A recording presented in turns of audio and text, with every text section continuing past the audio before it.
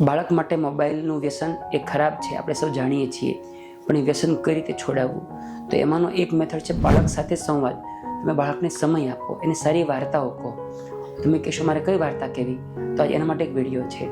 એક બહુ સરસ પુસ્તક છે જે મફતમાં ફ્રીલી ઓનલાઈન અવેલેબલ છે અને એમાં ખૂબ સારી પ્રેરણાત્મક વાર્તાઓ છે. તમે વાંચીને બી બાળકને કહી શકો.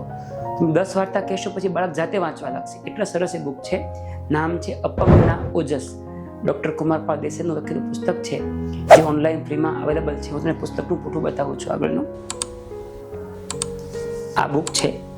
જો તમારે આ બુક જોઈતી હોય તો નીચે લિંકની અંદર પણ નીચે ડિસ્ક્રિપ્શનમાં હું લિંક આપું છું. એ સિવાય તમે નીચે આપેલા નંબર ઉપર વોટ્સઅપ કરશો તો અમે તમને PDF પણ મોકલી આપશું.